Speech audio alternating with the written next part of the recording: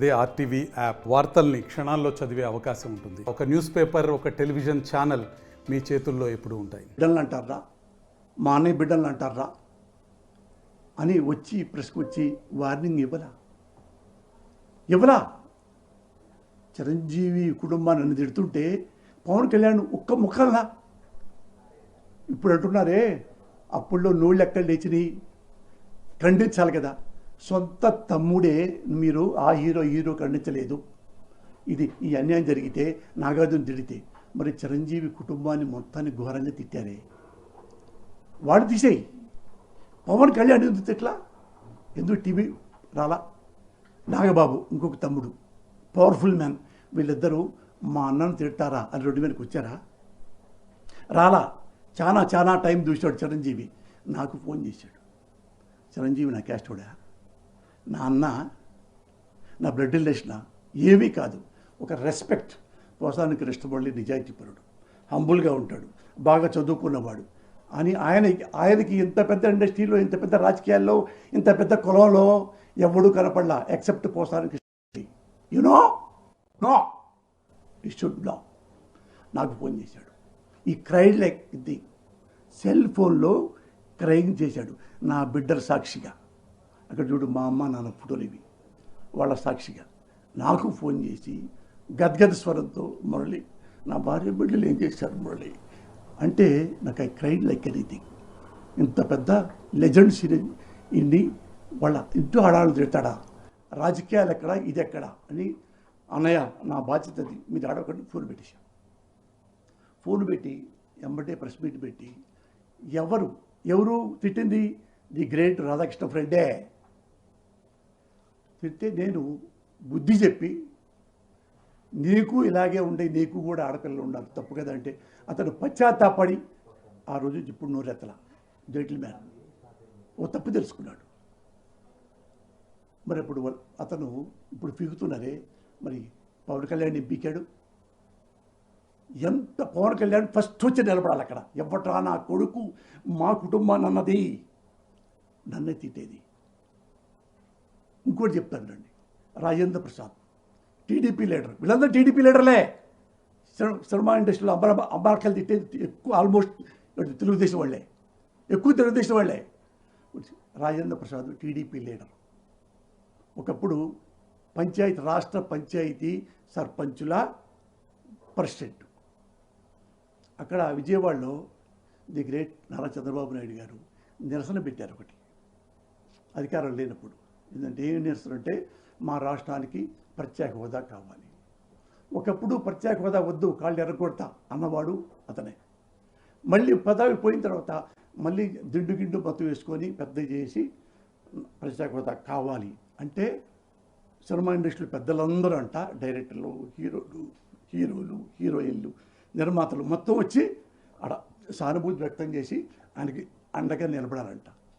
మీరు రాలేదు, మా బాబు గారు నిరసన వ్యక్తం చేస్తుంటే సినిమా ఇండస్ట్రీలో మీరు రారురా, చూడండి క్లిప్పింగ్ ఉంటుంది, రారురా మీరు సినిమా ఇండస్ట్రీలో హీరోలు, డైరెక్టర్లు అందరూ ఆడవాళ్ళ అంగాంగం మొత్తం ప్రదర్శించి చూపిస్తూ టీవీలో బాగా మొత్తుగా తాగి బలిసి డా అంటే బాబు నిరసన వ్యక్తం చేస్తే రారురా మీరు. నేనంటాను పర్సనల్గా ఒక మాట మీతో, మీ ప్రెస్ మీడియాతో, ఒకప్పుడు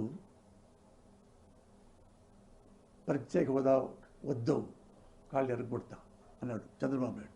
మా ఇండస్ట్రీ మొత్తం ఏమన్నాం, ఓ బాబు అక్కర్లేదు కావాలే అనుకొని మా వాళ్ళు కామ్గా ఉన్నారు. హీరోలు కూడా బాబే వద్దంటున్నాడు కదా అని. మళ్ళీ పదవి పోయిన తర్వాత ప్రత్యేక హోదా కావాలి. ఇప్పుడు మా హీరోలు, మా డైరెక్టర్లు, మా నిర్మాతలు ఏం కావాలి? ఒరే మొన్నే కదరా కాళ్ళు ఎరగొడతాడు ప్రత్యేక హోదా అని, ఆ నోటితోనే మనం వచ్చి నిరసన వ్యక్తం చేస్తున్నట్ట.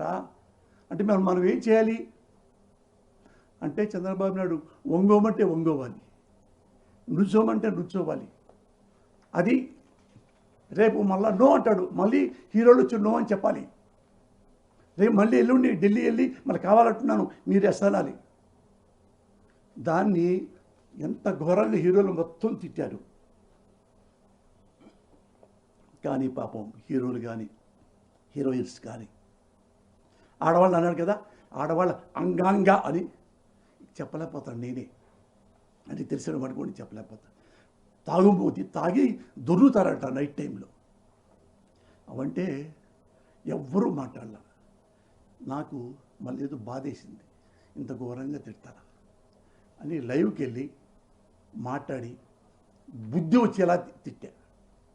బుద్ధి దానికి చంద్రబాబు నాయుడు అవమానపడిపోయాడు. పడిపోయి రాయన ప్రారంభించి నువ్వెవడివి ప్రెస్ మీట్ పెట్టడానికి, పోయి పొద్దున్నే పోయి సినిమా ఇండస్ట్రీకి క్షమాపణ చెప్పావు, అతనితో ఎందుకు పెట్టుకున్నావు అంటే పోసంతం, నేనేం నాతో ఎందుకు పెట్టుకోవటం, అది ఘోరంగా మాట్లాడాడు. నేను జేసీ కన్నీ వైసీ బన్ని కుక్కకాడు చెప్పు దెబ్బ ఇట్లా అన్ని కోచింగ్ చేసా, బూతులు కాదు చేస్తే వాళ్ళకి ఆన్సర్ లేదు. ఆన్సర్ లేక పొద్దున్నే అది నేను క్షమాపణ చెప్తున్నాను రాజేంద్ర ప్రసాద్ని, ఏదో ఆవేశంలో అప్రయత్నంగా ఈ బూతులు మాట్లాడాను, క్షమించండి, తెలుగు సినిమా పరిశ్రమ మొత్తానికి నేను క్షమాపణ చెప్తున్నాను. హంబుల్, ఐ లవ్, ఎందుకంటే ఓకే అన్నారు. ఇది అయిపోయింది. ఇంకొకటి ఉంది TV5, అదెవరిది? రాధాకృష్ణ గారి ఫ్రెండ్దే.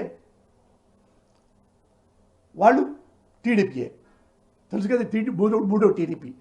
ఎట్లా అమ్మలక్కలు తిడతారంటే టీడీపీ వాళ్ళు, టీడీపీ ఆ బ్యాచ్ అండ్ కో. ఇప్పుడు TV5 లైవ్లో నన్ను పిలిచి అవి ఇవి నాతో ఫైట్ చేయలేక, రాజకీయాలు మాట్లాడలేక, సినిమా వాళ్ళు మీరు సినిమా రంగంలో లంజం లేరా చెప్పాలి అందరికీ, సినిమా ఇండస్ట్రీలో లంజలు లేరా అని TV5 వాగింది. అప్పుడు మా సినిమా ఇండస్ట్రీ విస్తుపోయింది తప్ప దాన్ని వాళ్ళు బయటికి రాలేకపోయారు. They cried like anything. హీరోలు, ప్రొడ్యూసర్లు, డైరెక్టర్లు, ఆడవాళ్ళు మొత్తం ఏడ్చారు. ఇండస్ట్రీ అంటే ఇంత చెడ్డ అనుకున్నారా మీరు?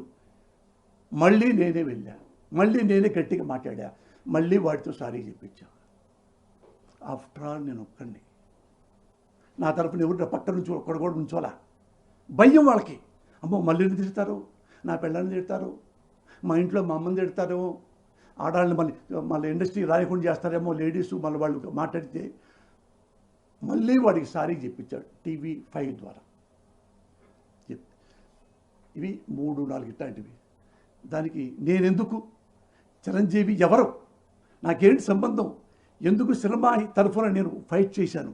బికాస్ నేను అడుక్కునే పరిస్థితుల్లో నేను మద్రాసు వచ్చాను. మీకు ఎప్పుడు తెలిసి చెప్పుంటాను నేను, చెప్పి అన్ని డబ్బులు పోయి మా నాన్న ఆత్మహత్య చేసుకున్నాడు.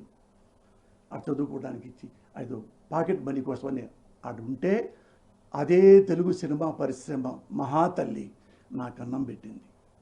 ఈరోజు ఈ ప్రెస్ మీట్లో కూర్చున్నానంటే, ఈ బిల్డింగ్ 10 కోట్లు, ఇది నా సొంతంగా నేను బతుకుతున్నానంటే బికాజ్ ఆఫ్ తెలుగు కళామ తల్లి. ఆ బాధ్యతతో నేను సినిమా రంగాన్ని ఎవడన్నా కానీ నేనే ఫస్ట్ వచ్చేవాడిని. ఇంతమంది, ఇంకో ఎబవాలు చెప్తా, మాజీ DGP గారు అరవింద్ స్వామి గారు ఇంటెలిజెన్స్, ఆయన ఒక ప్రెస్లో పెట్టి సినిమా వాళ్ళు ఎవరు నమ్ముతాడయా, సినిమా వాళ్ళ క్యారెక్టర్ లేదు, క్రెడిబిలిటీ ఏడుంది వాళ్ళకి, క్రెడిబిలిటీ అన్నాడు. క్యారెక్టర్ గారు క్రెడిబిలిటీ ఏడుంది, అది నంబరు రాజకీయాలు ఇవ్వబట్టే. అప్పుడు ఆ మీటింగ్లో ఎవరున్నారు తెలుసా? జయశోద గారు, దానికల్లా భరణి గారు, సునీల్ ఆర్టిస్ట్, చాలామంది ఉన్నారు, రామచంద్రమూర్తి గారు ది గ్రేట్ ఎడిటర్, జర్నలిస్ట్, వీళ్ళందరూ ఉంటే ఆ మాట నే పక్కనే కూర్చుంటే ఆ మాట ఎంత హీనంగా మాట్లాడారంటే అరవింద్ ఆయన రావు గారు, DGP పెద్ద పోలీస్ ఆఫీసర్, సినిమా ఇండస్ట్రీ వాళ్ళకి క్రెడిబిలిటీ లేదు అంటే నేను తట్టుకోలేక వాళ్ళంతా తలొచ్చుకున్నారు. జయశోద్ తలొచ్చుకుందండి, జయశోద్ గారు అడగండి మీరు జయశోద్ గారిని. అయితే నాకు ఇవ్వడు సార్ మైక్ అన్న. అయితే DGP గారు మాట్లాడు తప్పు, మీ పోలీసులే, వాళ్ళ ముందన్నారు పోలీసు సెక్యూరిటీ ఉంది, మీరే, మీ పోలీసులో అవినీతి పరులు లేరా, లంచగొండులు లేరా, కట్మలు లేరా, ఫేక్ ఎన్కౌంటర్ చేయట్లేదా, లంచాలు తీసుకోవట్లేదా, ఏ ప్రభుత్వం వస్తే ఆ ప్రభుత్వానికి చెంచాగిరి చేయట్లేదా? మీకంటే మా సినిమా వాళ్ళు చాలా చాలా చాలా గొప్పవాళ్ళు. Should not forget that sir అన్న పబ్లిక్లో. మదర్ ప్రామిస్లీ ఐఎమ్ టెలింగ్, ఈ మాటలు అన్నాను. నన్ను లేపటం అంతసేపు పోలీసులు, ఎందుకంటే నాకు అందం పెట్టిన సినిమా ఇంత ఘోరంగా మాట్లాడతాడు ఆయన. అలాగని మీరు చేసేది కానీ అంటే ఆయన రిపీట్ అయిపోయి నైట్ ఇంటికి వెళ్ళిపోయి నైటు మళ్ళా సాక్షి ఆఫీసులో వేరే వాళ్ళకి జర్నలిస్టులతో ఫోన్ చేసి సారీ అండి పోతాన కృష్ణమురళి గారిని నేను ఫీల్ అవ్వట్లేదు, నాది మిస్టేక్, నేను తొందరపడి ఆ మాట అన్నాను, ఆ మాట వెనక్కి తీసుకున్నాను, సో సారీ అని హంబుల్గా ఆ పోలీస్ ఆఫీసర్ గారు లుంగి మాట్లాడారు. ఇవన్నీ ఎవరి కోసం? ఇంత పెద్ద ఇండస్ట్రీలో ఎవడైనా ఇంతగా నాలాగా నాకేం పని అండి, పిచ్చా, నాకన్నీ ఉన్నాయి, నాకు ఫ్రస్ట్రేషనా, నేను మానసిక రోగినా, చదువుకున్నా, I did BCom MA MPhil చదువుకున్నవాడిని, అన్ని డబ్బులు సంపాదించుకున్నవాడిని, నా మంచి పిల్లలు ఉన్నారు, భార్య ఉంది, మంచి కుటుంబం, ఇంట్లో ఉంటే నేను స్వర్గంలాగా ఉంటా. ఇన్ని ఉండి నేను ఎందుకు అటో ఇటో వాళ్ళకి సపోర్ట్ చేస్తాను? ఎక్కడ న్యాయం ఉంటే అక్కడికే నేను వెళ్తాను. నేను ఇప్పుడైనా లంగా పనులు చేసి ఉంటే ఈ 38 ఏళ్లలో మీరు ఎంక్వైరీ చేసుకోండి. ఇప్పుడు డబ్బులు తీసుకొని ప్రెస్ మీట్ పెట్టాలనుకున్నా కానీ ఒక పదవి కోసం దానికోసం 15 ఏళ్ళ నుంచి నేను జగన్తో ఉంటున్నా. జగన్ గారు పార్టీ పెట్టి పెట్టక ముందు నుంచే ఉంటున్నా. ఆయన ఓడిపోయినప్పుడు ఉన్నా, గెలిచినప్పుడు ఉన్నా, ఓడిపోయినప్పుడు ఉన్నా, మళ్ళీ ఇప్పుడు ఓడిపోయి వచ్చినప్పుడు ఆయన దగ్గరే ఉన్నా. నేను మొన్నే చెప్పా, దేవుళ్ళనైనా మారుస్తాను తప్ప జగన్మోహన్ రెడ్డిని నేను మార్చను. చచ్చే వరకు ఈ గుండెల్లో నా కుటుంబం తప్ప నెక్స్ట్ ఉండేది జగన్మోహన్ రెడ్డి అని చెప్పాను. దీనికి నన్ను ఒక రౌడీని చేసి ఎవడో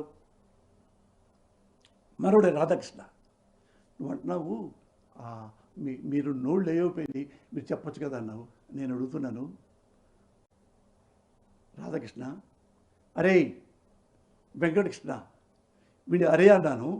ఆ రాధాకృష్ణ, ఒరే యధవా రాధాకృష్ణ, ఏబిఎన్ ఆంధ్రజ్యోతి రాధాకృష్ణ, నువ్వు ఒక మనిషిని పిలిపించి కత్తితో నన్ను పడవటానికి నువ్వు ప్లాన్ చేసుకున్నావని తెలుసు. డోంట్ కేర్, వెల్కమ్ ఇట్, కానీ మాట్లాడుతున్నా. మరిన్ని వీడియోస్ కోసం ఛానల్ ని సబ్స్క్రైబ్ చేయండి, లేటెస్ట్ అప్డేట్స్ కోసం వాట్సాప్ ఛానల్ ని ఫాలో చేయండి అండ్ లింక్ డిస్క్రిప్షన్ లో ఉంది.